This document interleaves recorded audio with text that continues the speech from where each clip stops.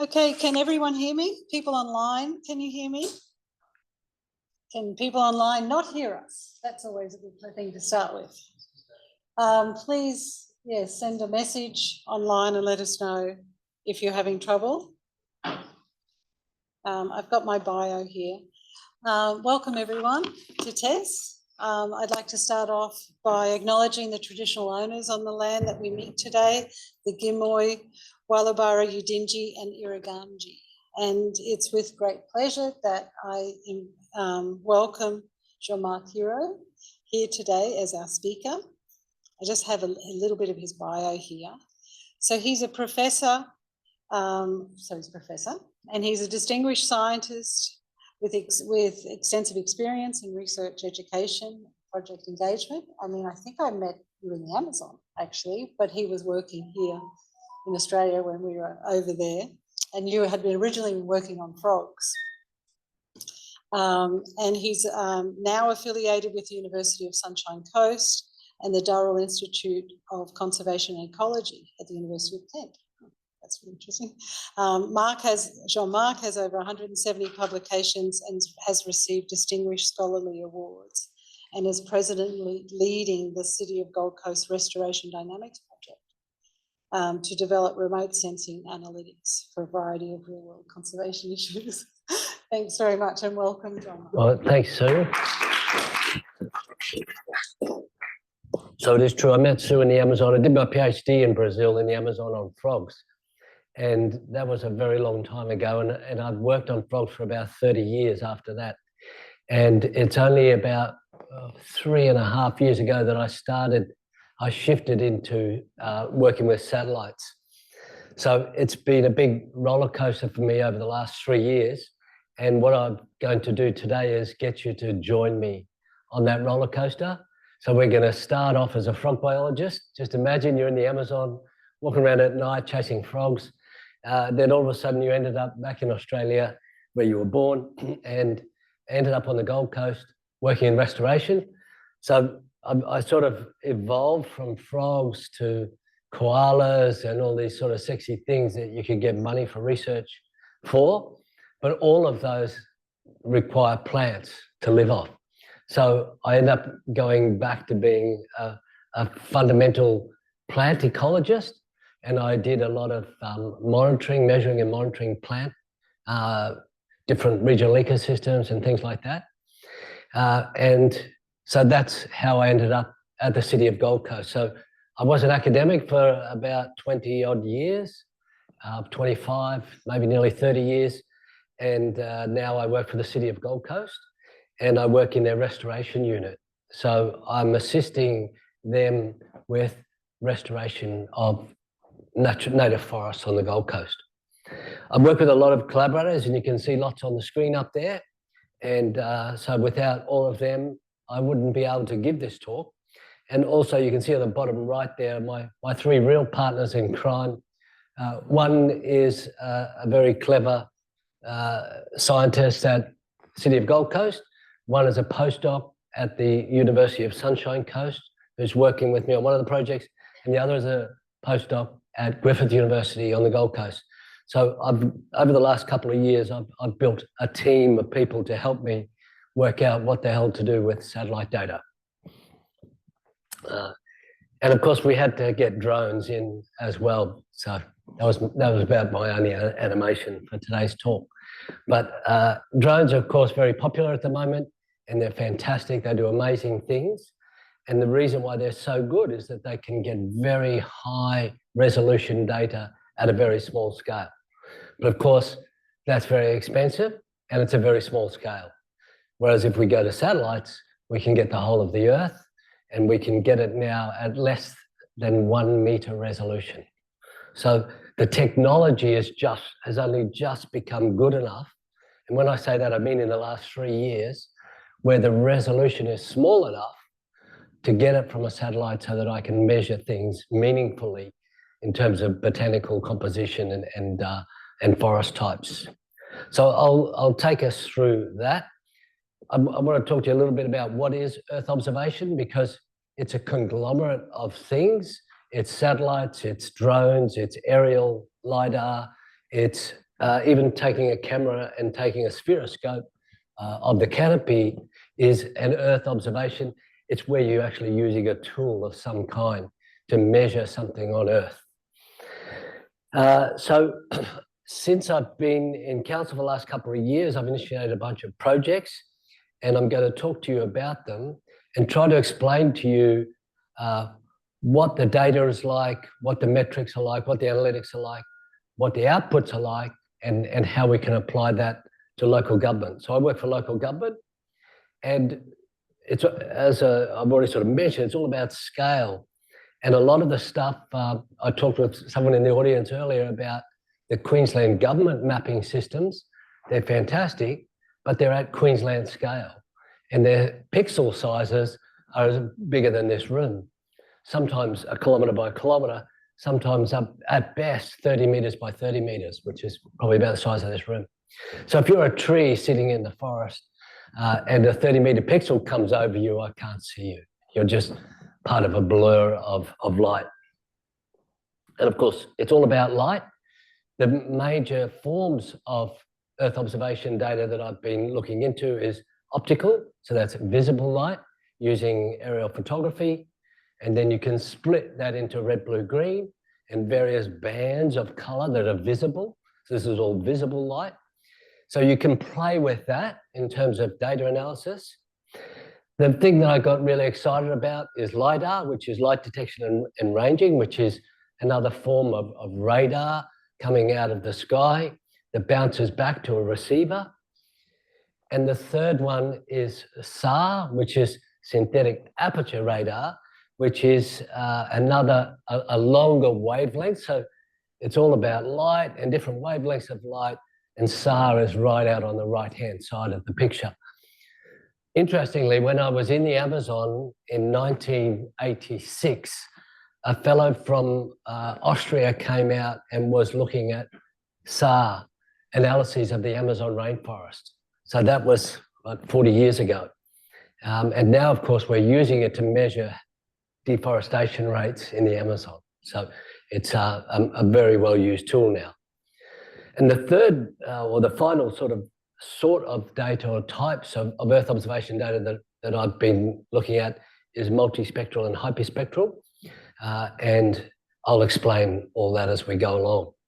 What I'm particularly interested in are all of the challenges, and particularly talking to a group of scientists and people at a university and students who are going to be working in universities and working in this industry in the future, as what are the problems, what are the difficulties that we're facing.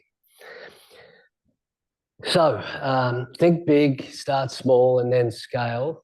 And or fail fast is a classic business. This is a business slogan for entrepreneurs. And so I'm a satellite entrepreneur, so I thought it was quite good. But it's perfect for me to think about me being the person on the ground, measuring plants and how they're responding to different things, then going up to drones, airplanes, and satellites. And you can see in the scripts here that there, at each of these different levels of Earth observation are different costs. And of course, the most expensive is the guy at the bottom or the woman at the bottom who's in the field actually measuring trees, because that's a lot of people power, which is expensive. And it takes a lot of time. You can then get one person to go up in a drone to man a drone and drive that around, or you can get one person to fly an airplane and cover much larger areas. And then, of course, for satellites, you don't even need humans. They just chuck them up into space. Well, of course, that is a very expensive operation. But when you're covering the whole world, the prices comes down. So for the restoration of the city of Gold Coast, I worked for the restoration area, and basically they asked me to measure our restoration in the city and how successful it is. And so I started what I call the Restoration Dynamics Project, and I started measuring the dynamics of restored areas to see how quickly they're recovering. So originally I started on a bunch of sites, And being a good field ecologist, I went out and put up a whole lot of plots and measured the vegetation in all of those plots. And I did 23 sites in one winter, because even on the Gold Coast it's too hot in summer to go out chasing plants. And so I ended up with 23 sites after 1 year. So that was great. I used a standardized metric, which is biocondition, which is developed by the Queensland Herbarium. So it's a standardized method. I can just go out and do it. And now I can do one of these in a day if I've got some good botanists with me. So we went out and measured the vegetation and the condition of the vegetation along what I call a restoration gradient. And we went from unassisted areas where there was no restoration. And you can see in the top left there, that's all lantana, which is one of our friends from South America that completely takes over, and it doesn't restore or regenerate naturally. People, when restoration science began, maybe 30 years ago, people go, oh yeah, don't worry, just leave it, it'll grow back. With lantana, it doesn't. It just stays there forever and ever.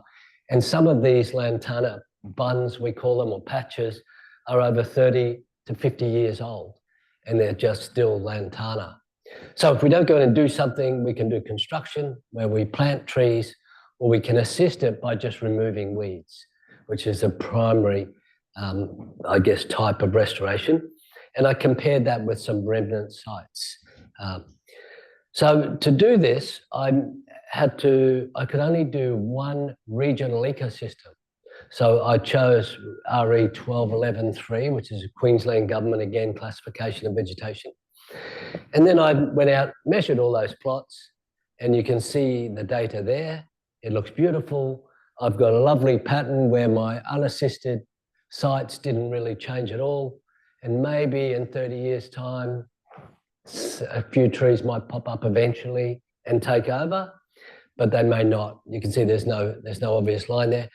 What was important for the city of Gold Coast and our restoration teams was to know how long it would take for the forest to recover if they assisted it or if they constructed it.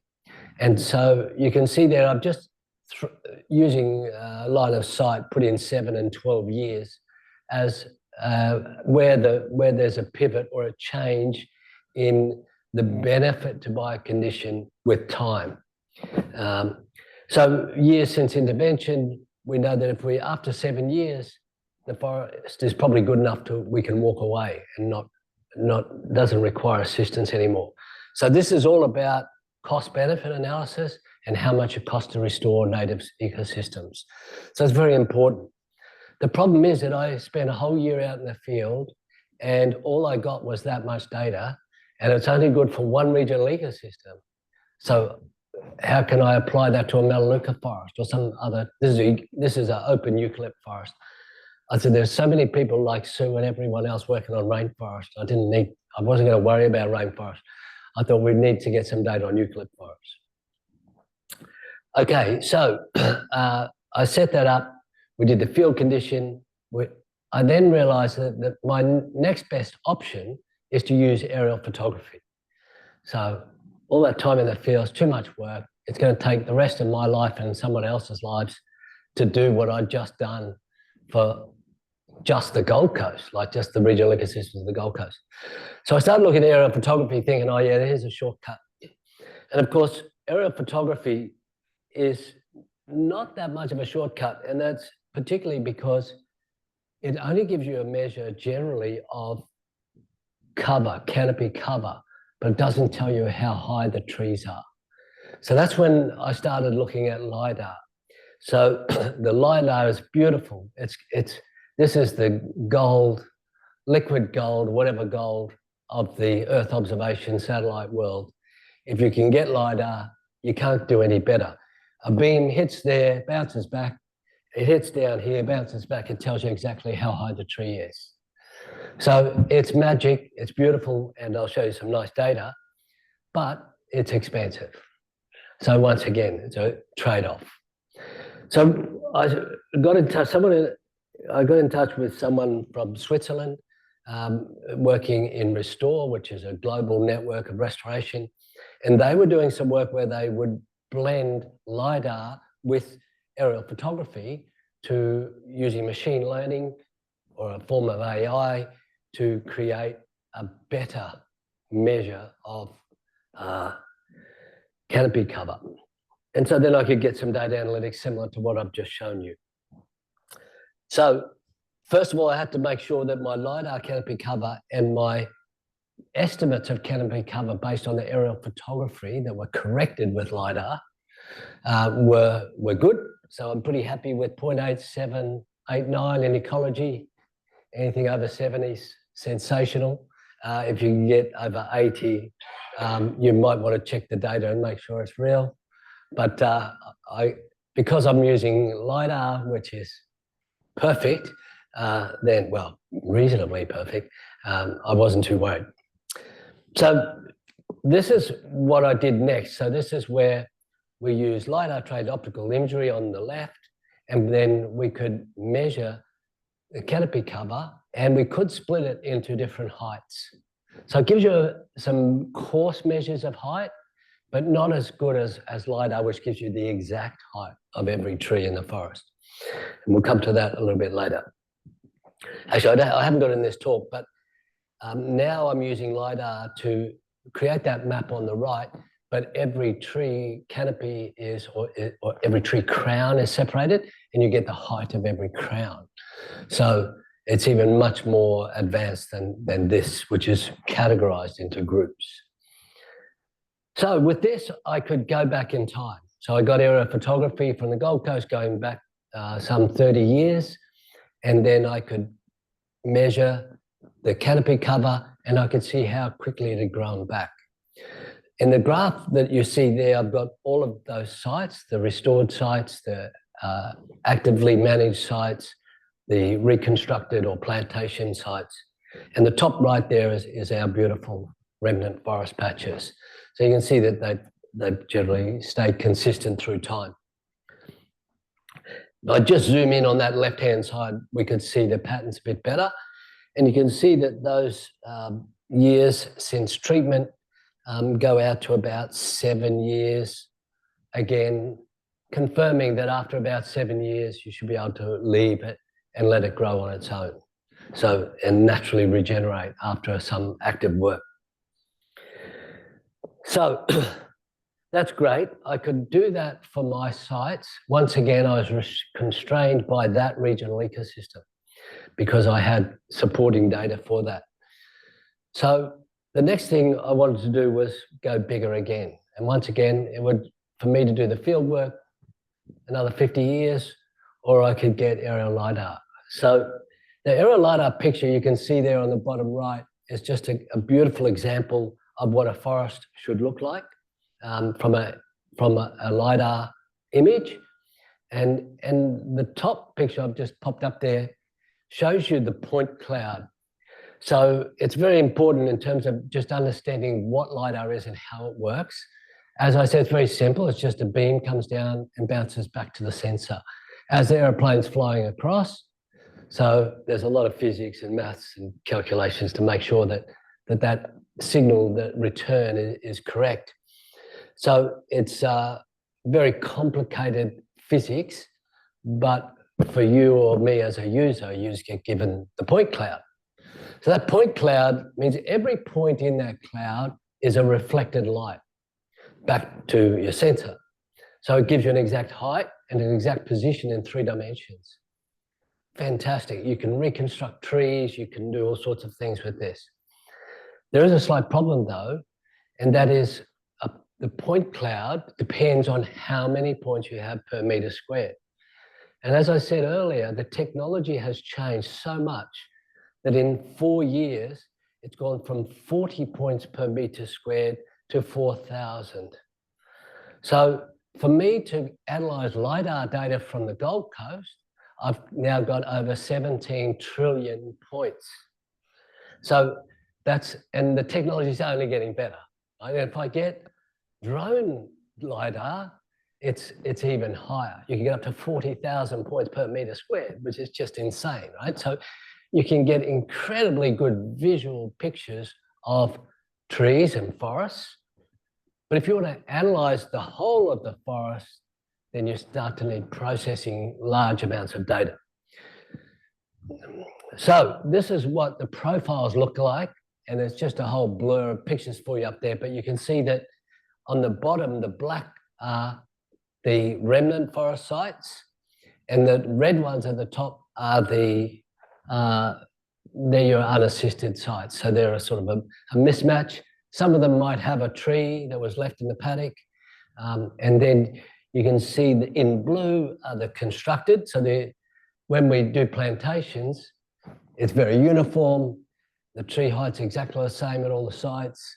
And then the bottom, or the second last row are our assisted sites, which again, a mix. So we get lots of pretty pictures, but I'm not a pretty picture person. I'm a field ecologist. I need data. So I need to process those millions of points. So we can leave computers running over weekends and things like that, which is what we ended up doing. And then we started processing. I've reduced basically thousands of points into this graph here. And this shows you the vegetation height on the y-axis and the proportion of returns out of the trillions that fall into each of those height categories for each of our restoration gradient, along that restoration gradient. So you can see that, again, the same sort of pattern as what we saw previously. The remnant forest has got lots of vegetation high in the canopy, some below in that area there. And our constructeds are all the same height at about 10 meters, and our unassisted is a mixed mass. So the unassisted one was particularly interesting because it's mostly lantana, but you get some of these wild tobacco and a few other things, or acacias that might come up and try to take over, but they usually get swamped eventually by invasive vines, which grow up and kill them as well. So they stay as unassisted for a very long time. Okay, so I've published lots of papers, as Sue said at the beginning of the talk. But this is my first satellite Earth observation paper, so I was very excited when this one first came out. And some of that data that I've showed you already is in this paper.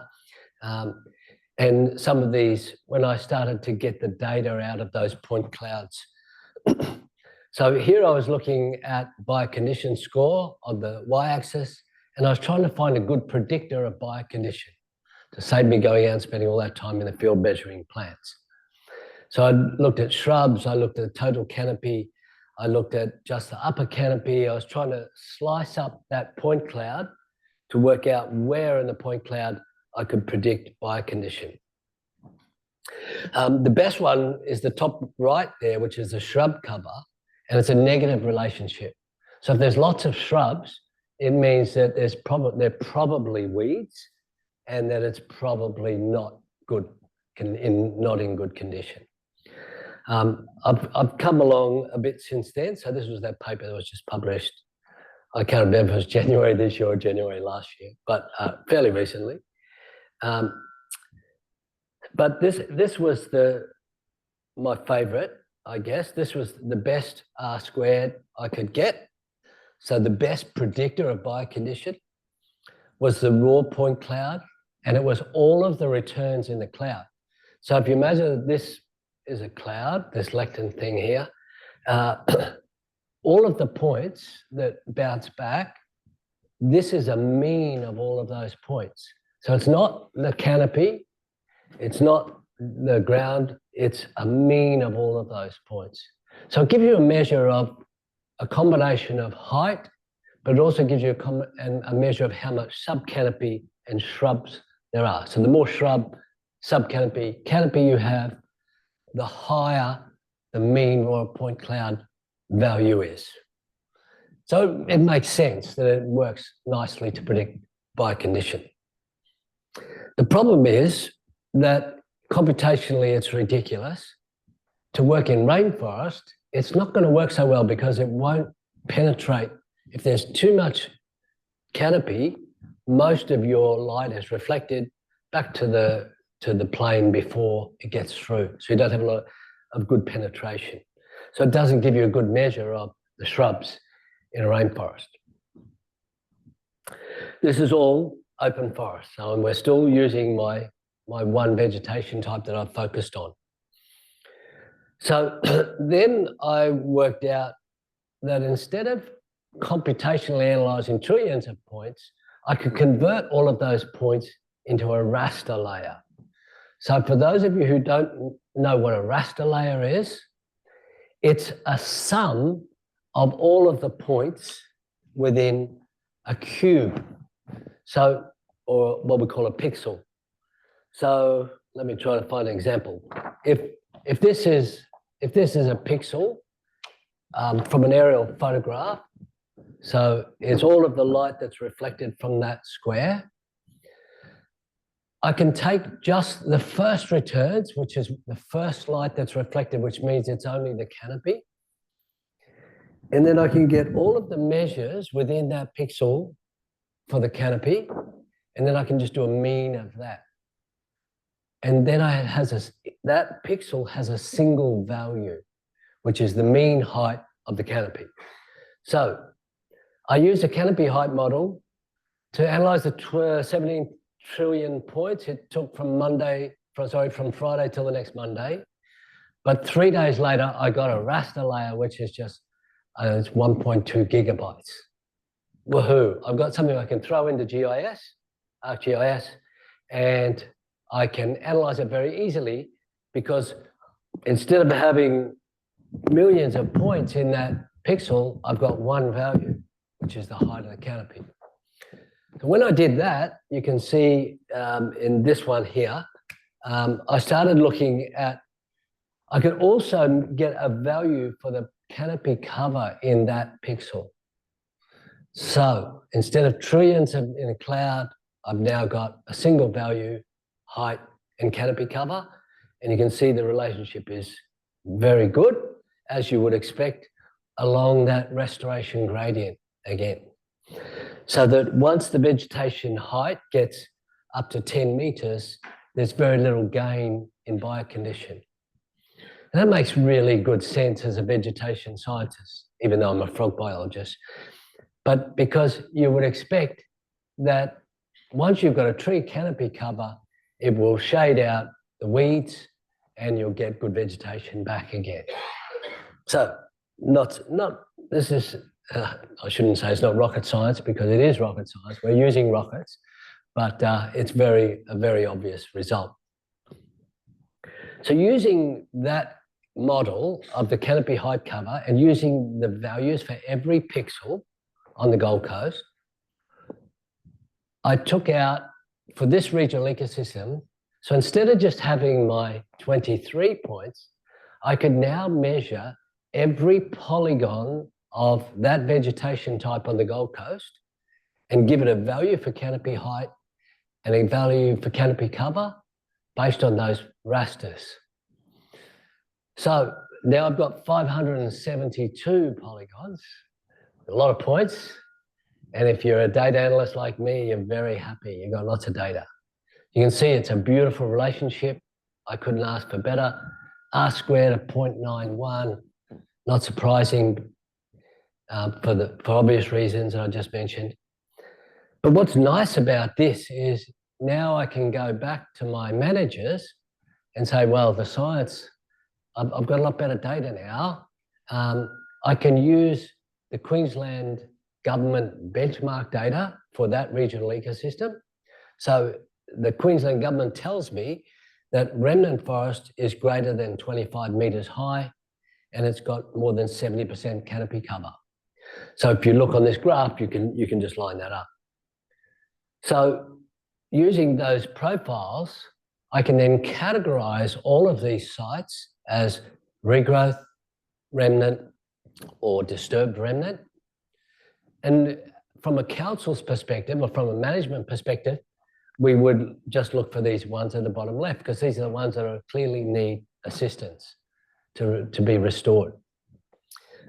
So that was pretty exciting to go from spending a year in the field to get data for 24 sites, and now I've got good data for 572 sites. The question is now, can I keep doing this for all regional ecosystems? And that's my next challenge.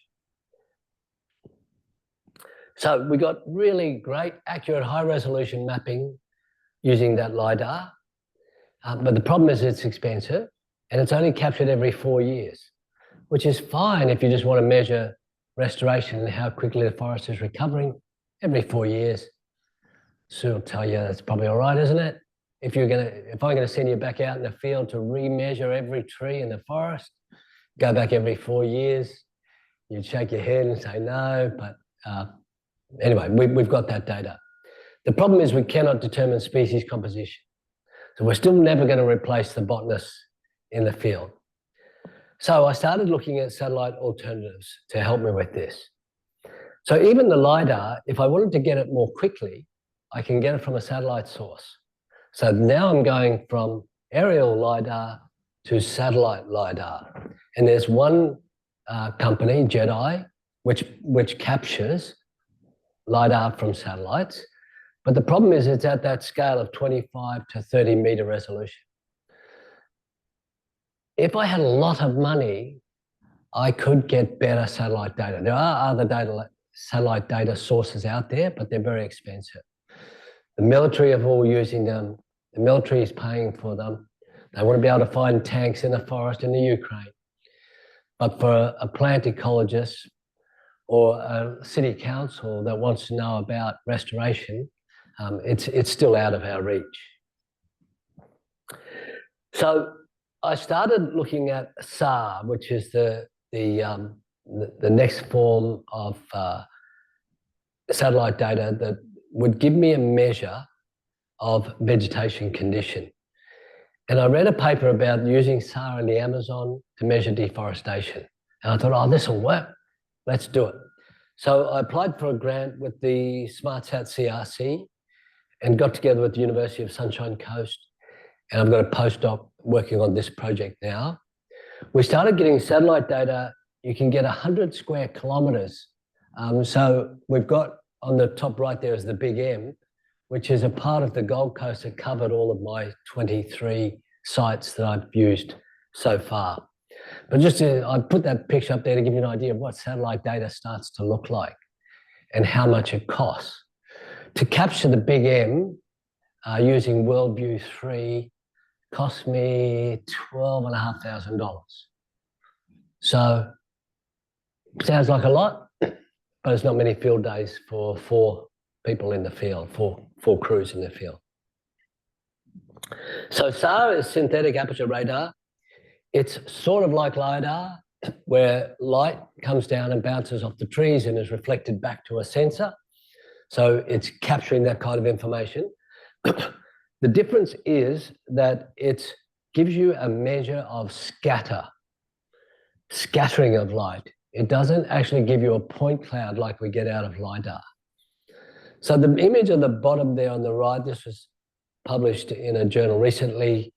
It looks pretty good, doesn't it? I mean, you look at that SAR image on the right, you go, well, that's mapping the vegetation nicely.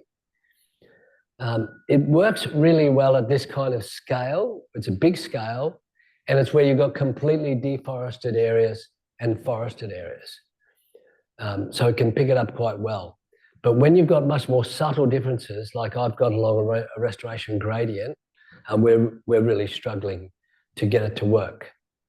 Computationally, it's very complicated to analyze. I haven't even tried. I've got a postdoc with like 30 years experience in playing with SAR data and a group of scientists at Sunshine Coast Uni, and all they do is sit in their offices and play with this data. These are what HH and HV are polarizations. There's lots of different polarizations, and then you can use combinations of polarizations and so forth to get mapping kind of data. This looks good because it's all of the city of Gold Coast, but it's at 35 meter resolution. So it's useless for my plots. But since then, we've now developed using a different SAR source from another satellite system at a much better resolution, it's at 3-meter resolution. And we're starting to get this kind of relationship, which is spectacular. I only got this data out of my colleagues, my postdoc, last week, and it's R squared of 0.63. So the SAR source is explaining over 60% of biocondition, which I much prefer 80, but this is about as good as I can get so far with the SAR data. The beauty of SAR, and the real reason why I went to SAR, is that you can see through clouds. Whereas all of the other sources of sensors that we've used, that I've shown you so far, and I'm going to show you, can't see through clouds. The backscatter, as I said, is very difficult to interpret and to visualize. And the analysis is complex and expensive. It's using AI, which is a lot of machine learning, random forest modeling, those sorts of things, which I don't really understand. But I'm sure they're good and they're doing the right analysis. But for a council worker, somebody sitting in a local city council, to try to analyze and interpret satellite data, this type of satellite data is very difficult. Those rasters I was talking about, I can give to all of the City of Gold Coast council workers. Everybody's on their computers on ArcGIS all day, every day. They love it. They can measure the heights of the trees in their forests. They can look for big trees if they're looking for greater gliders. They can do all sorts of things. But this data is very, very specialized. But if we can get that kind of data out of it, this is going to be really important, particularly in Cairns, where you've got this problem of cyclones that keep coming in and smashing the coast. We'll be able to measure the change in vegetation very quickly with cloud cover immediately following a cyclone event. So that's what we're targeting here. So that's why I went to SAR. So far we've got, using LiDAR and SAR, I can get some measure at least of the canopy cover, which is my red line on this figure. So we know that if it's really tall forest, it's remnant. We can use the height categories of the Queensland government to tell me that that's disturbed and that that's regrowth. The problem is that what's the missing bits in the middle. So when I started looking at this, I was going, well, okay, it's got some vegetation, but I don't know if they're weeds, and I don't know if it's natural regeneration of native forests. And all of these great tools I've developed and worked with so far won't help me.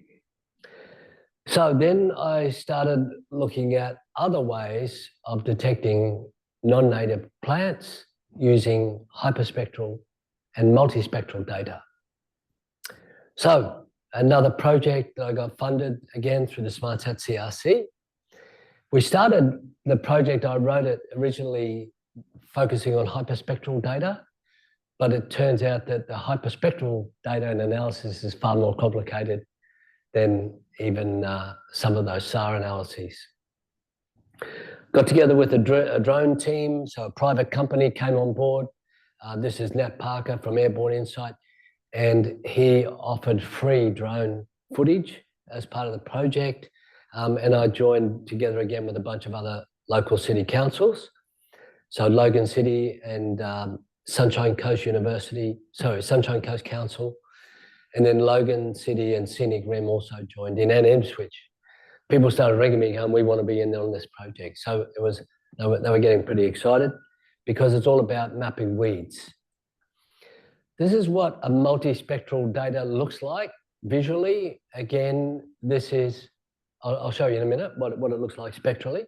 But you can just change each of the wavelengths that you demonstrate or map in this kind of picture. So I can't remember what band that is, but you can see that it gives you a nice picture of the vegetation. The red dots there are where we know there's cat's claw on some of the trees. So the next thing I had to do for this is what we're doing now, instead of getting a pixel with height data, I'm now getting a pixel that's giving me the light or the color of light that is reflected back to the satellite. But it's not just the visible light that you and I can see, which is that little bit on the left. It's also the shortwave infrared, the near infrared, the shortwave infrared, and beyond into radar on the right. So that bottom axis there is wavelength. And so now, instead of just looking at optical, we're looking at all of the imagery. The figure that I'm showing you there is all of the plants that I measured in a riparian habitat on the Gold Coast, because we had a problem there of weeds, and we wanted to be able to separate out the spectral signature, which you see there, of all of the plants, the good stuff and the bad stuff. So you can see there that the red arrow is pointing to a black line, which is molasses grass in flower. So you can see that it has a very different spectral signature to all of the other plants. So it's very easy to spot. And so now what we're using is we get the signature of the plant that we're after, and we compare that to the signature in our pixel. Sounds simple, but of course none of these things are that simple when it comes to computing. But nevertheless, we're just going into this. This data I've only collected in the last few weeks. But another example that shows that a little bit more clearly here is our other target, which is cat's claw. So you can see that the two lines at the bottom of the cat's claw and up at the top of the melaleuca. So melaleuca is a common tree that's killed by cat's claw. So it grows up, completely smothers the tree and kills it. So it's a very important weed and one that we want to manage. So the visible light differentiation is not very good, but as soon as we get up into that near infrared and the shortwave infrared, then we get some good separation of the species. So it's a mixture of near infrared and SWIR, which we use to separate those species. Sometimes some of the plants are much easier to detect when they're flowering, so particularly with the molasses grass. And we're also about to we have to pay another $10,000 to capture satellite data for when the cat's claw is in flower, because it'll be much easier to detect using this kind of technology. So here we've got our molasses grass distribution mapped on the left, and then the predicted molasses grass on the right, based on that spectral signatures. So now that model works well for that study site, one of my study sites, but we can apply that same mapping rule across all of the Gold Coast. So we can map molasses grass much more broadly. And we can do it at the Sunshine Coast, and we can do it at Ipswich, and we can do it at Logan, and we can do it in Brisbane. So all of the councils that I've pulled together on this project will all benefit from this kind of mapping.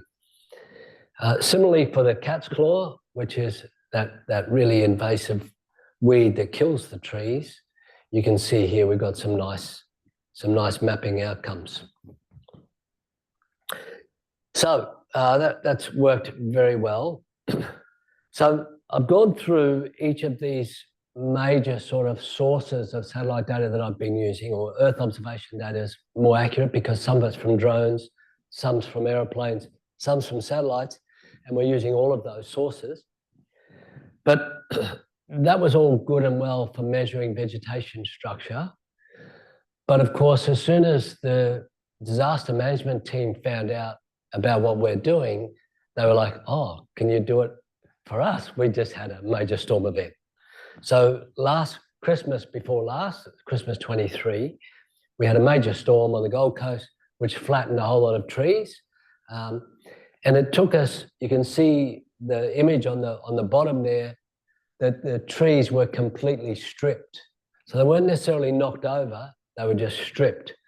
But a lot, of course, were knocked over as well. And you can see a bunch of trunks on the bottom. So these are LiDAR images.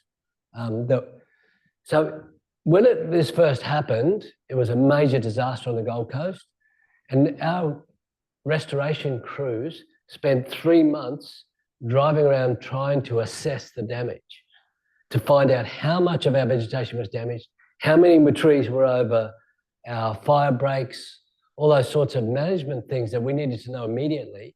Took months.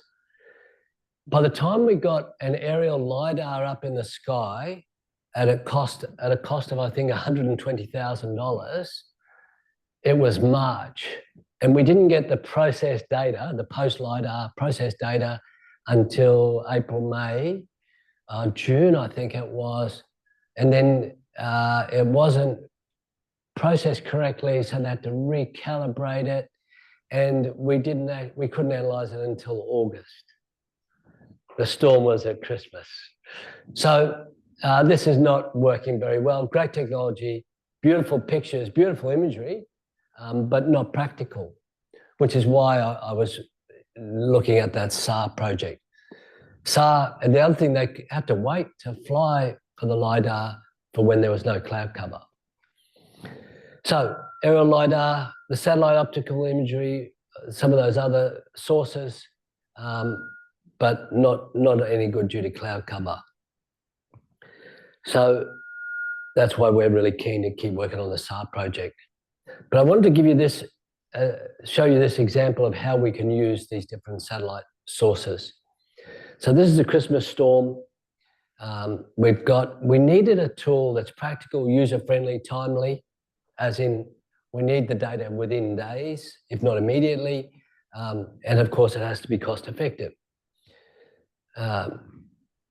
So this is the data that we finally got, I think 8 months later, which is a measure of the LiDAR, and it tells you all of the red squares in there are where we lost, I think, more than 6 meters of vegetation from those sites. So this is obviously a really badly affected part of the city in this image. So it looks really good and it's great, but like I said, it was a very long time later. And from that, we could also categorize where the damage is very, very well. So we could say, okay, the worst affected was Coomera Lakelands at the top there, where we lost, 36 hectares was damaged, and so on. So we can get beautiful, beautiful LiDAR data. But at the time, on that Christmas, just by chance, after the storm, there were 3 days of no cloud on the Gold Coast. That summer was wet. It was cloudy and wet all the time. But just by chance, there was a 3-day window, and just by chance, a satellite flew over and captured optical data, so this is multispectral data, like that full wavelength that we saw earlier in the picture. And Patrick, who's a very clever spatial ecologist at Griffith, did NDMI, which is a moisture index, and mapped the difference in that, and he mapped that vegetation loss very well.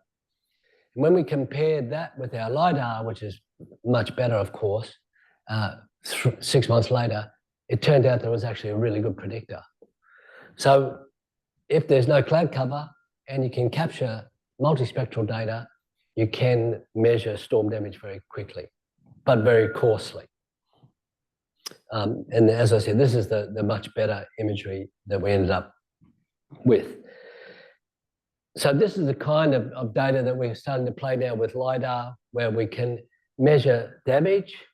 And then I just want to show you this to give you an idea of what happens if you're at different scales.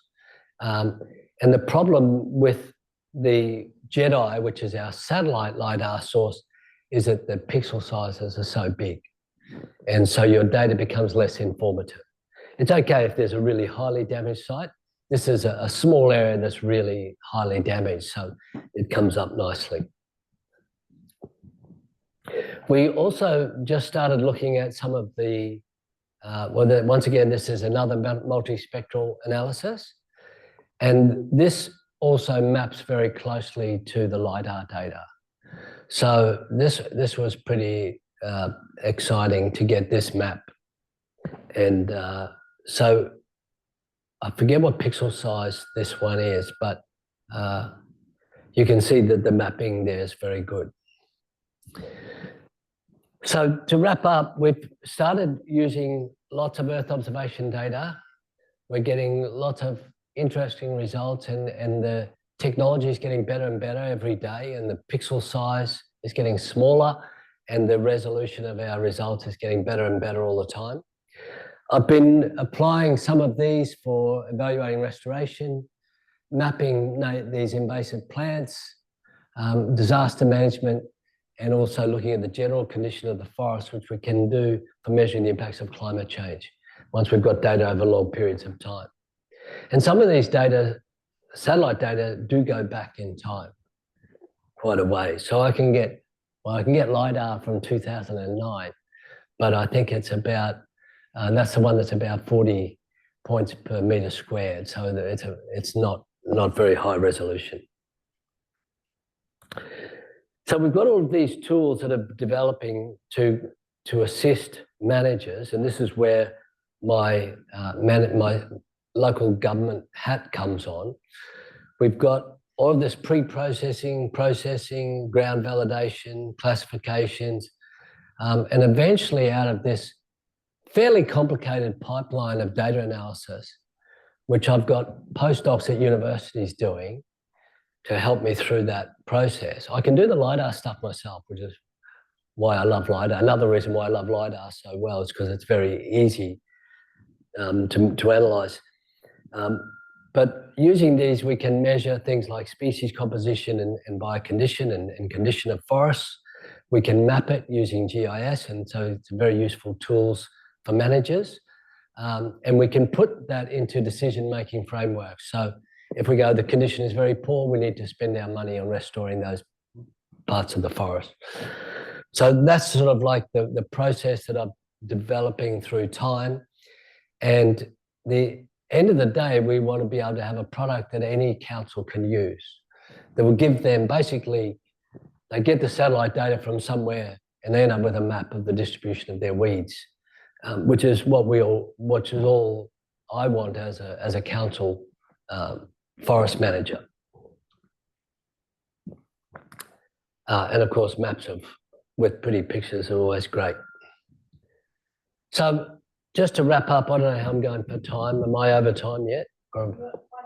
1 minute, that's good. I'll wrap up with just some of the challenges. And this is just to give us a thinking about what local governments can provide to scientists and to work with universities.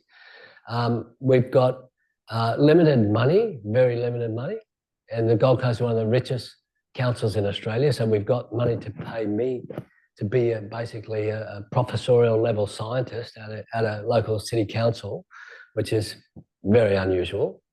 And there's a lot of trained staff, so there's GIS whizzes and all sorts of data analysts that I work with, and also all the field ecologists. So all of our restoration teams know their botany. They identify all the trees for me. So we do have a lot of expertise. People think about councillors being lazy and rah-rah, but I work with an incredibly dynamic, skilled, hardworking team every day at the City of Gold Coast.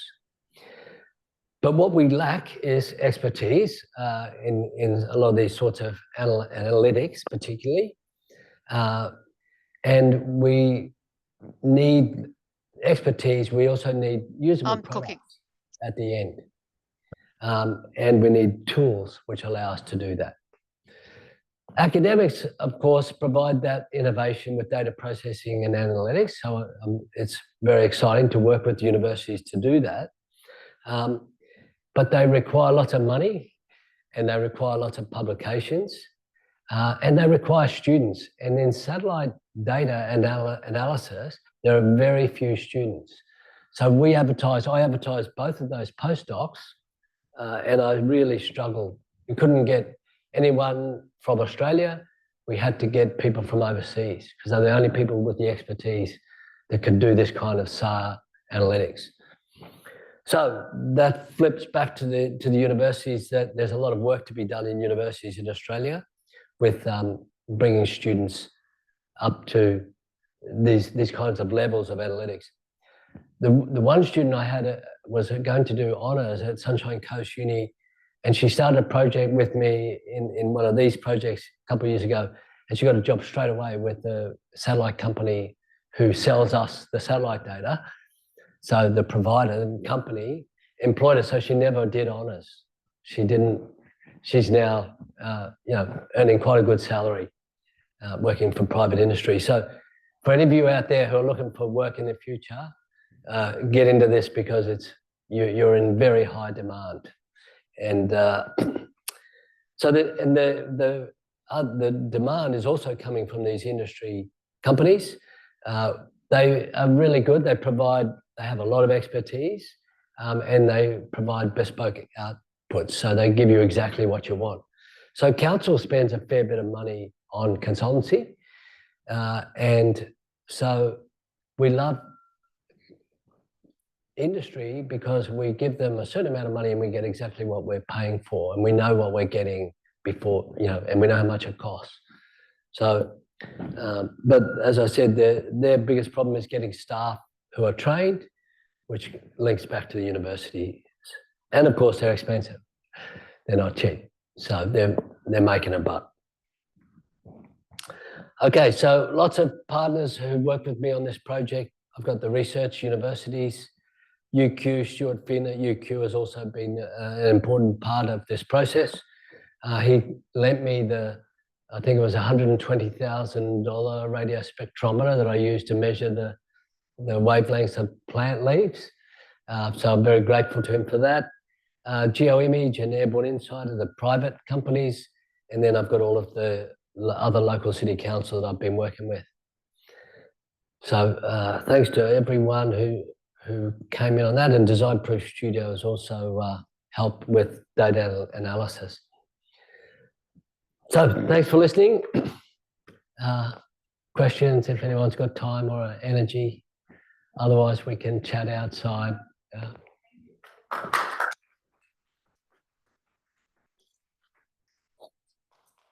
we start with questions online? Sure. Yeah. Yeah, if you've got something online. And then if you have questions, Okay. Yep. not online. I wanted to ask about the Jedi spatial scale. What was Yeah. that again? 30 meters. 30 meters. Yes. And the spatial scale? It varies. So I'll get back to the screen. So the question is the spatial scale of all of these, particularly the satellite products. Often it's at 30 or 10 meter resolution, and it's free. So you can get Sentinel-1, 30 meter pixels, now down to 10 meter pixels, depending on whether you're after multispectral. Hyperspectral is very hard to get, but so like I said earlier, the smaller the pixel size, the more expensive. So if I want to get really high resolution, I've got to pay more. And then the really high resolution stuff only the military can get. So it all depends on what you want to use it for. And as I said earlier as well, it's only now in this point in time, in 2025, that the resolution of all of the satellite data is down to a scale that's actually really useful for local government and local on-ground management. So previously at 30 meter pixels, you can do all of Queensland and it looks great. You can do the Amazon and you can go, oh yeah, this much of the Amazon's disappeared in the last year. But for actually management on the ground, which is what local councils do, it needs to be at a small scale. So what you need to do is work out the size of something you're trying to detect, and then so if you've got a tree canopy which is 6 meters, then you need a 3 meter pixel. Because pixels overlap, you need at least one of those pixels to land on top of your canopy. So find out what you want to measure, divide it in half, and that tells you what pixel size you need. Very simple.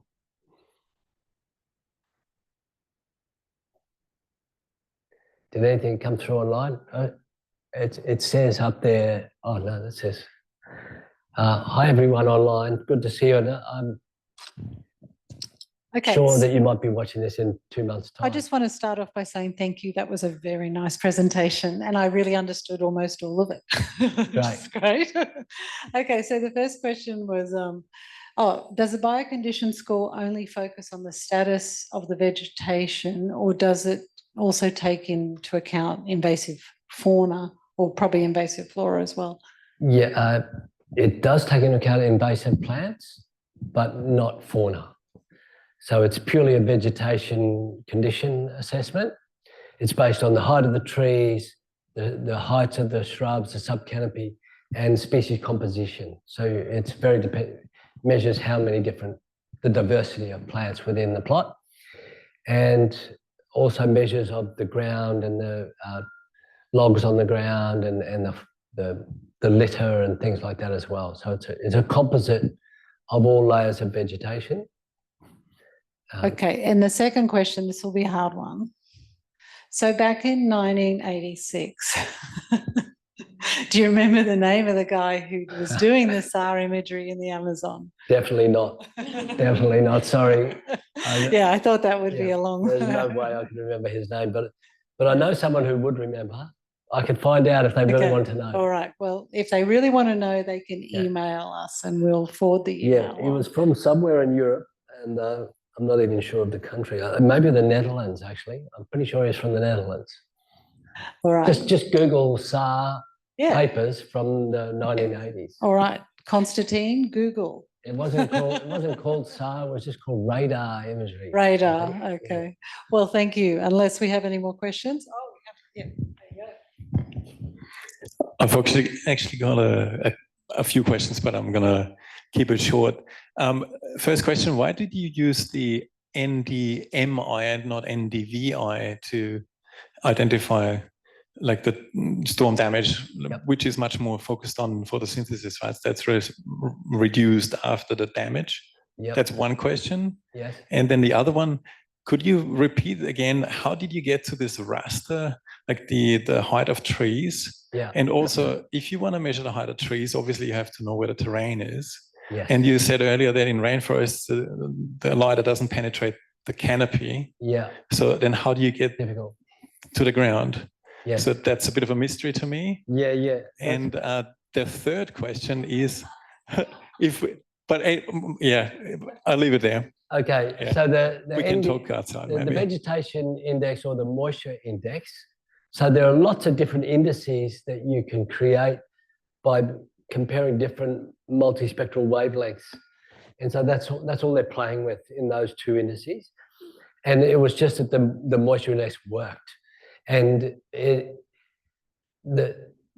chlorophyll index won't work so well because all of the leaves that are up in the tree are fallen down on the ground, but they're still the same color. So but in another month's time, they'll be all dead. So then you might pick up different color spectrums. And then after that, it's taken over by weeds. So one of the biggest problems that we have now, 2 years later, is that all of those forests that were destroyed are now lantana and lots of other invasive weeds. So your color spectrum changes with species composition. But Patrick I'm sure he tried the vegetation index and found out that the moisture index was better. At that point in time, immediately after the storm, he saw a big difference because he had measures from like 3 days before Christmas and then 3 days after. So it was very clear. That was the first question. The second one, pixel size. That I can explain. I better explain that to you later. But that's the raster, how to get to the tree height. Yes. Yeah. So seeing through forest. So you need what we call as a digital terrain model and a digital canopy model. And so basically all of the light that bounces back to the satellite or the airplane, the furthest it gets is the ground, and the first returns are the top of the canopy. So what it does is somehow, I don't know, this is physics magic, it can tell the difference between a first return and a last return. So that only the last returns are used to create the digital terrain model, which is the surface or ground model. And lots of different satellite analytics have all been used to create that digital surface model. And so when we compare the SLATs, which is the Queensland government ones, we can use theirs or we can use ours. Like how they see through, it's still some of the points do get through the canopy. But the problem that you have is on cliffs, the trees are 85 meters high. You're like, oh, hang on, there's something wrong here. So it's not infallible, but generally, even in rainforest, enough points get through to give you that digital terrain model.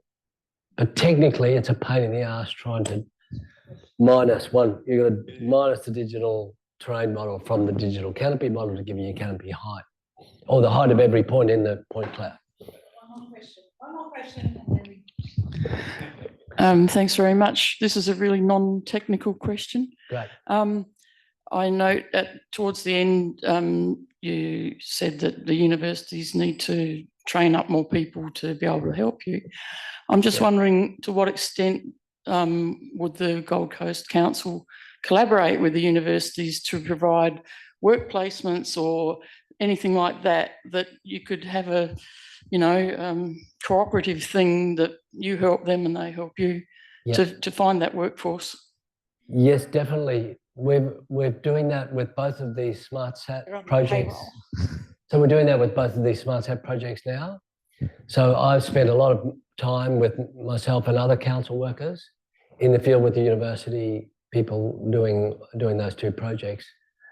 We do have occasionally students come in and do placement, but it's kind of, you really need project-based projects that a student could come in and do.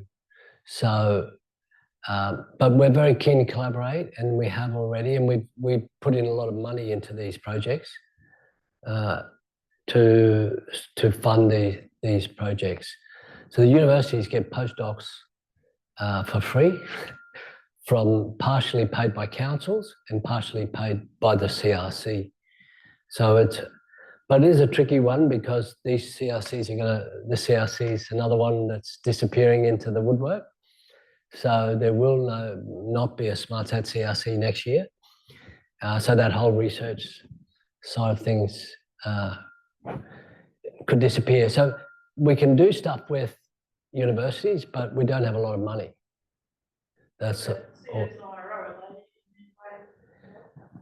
Soro are doing some really smart stuff with terrestrial LiDAR, so that they can walk along with the LiDAR and it gives them a point cloud all around them, which gives them really good measures of tree trunks and their wood volume, so that they can measure carbon. And you can measure wood stocks for forestry. So Soro have got a big project using that technology, and that's the UQ team that we're working with as well. So they're just waiting for a new terrestrial LiDAR, and then I'm going to take them out to my plots, hopefully.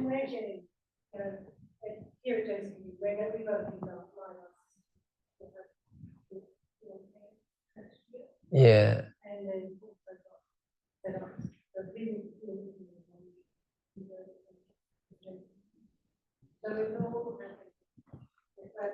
It's a, yeah.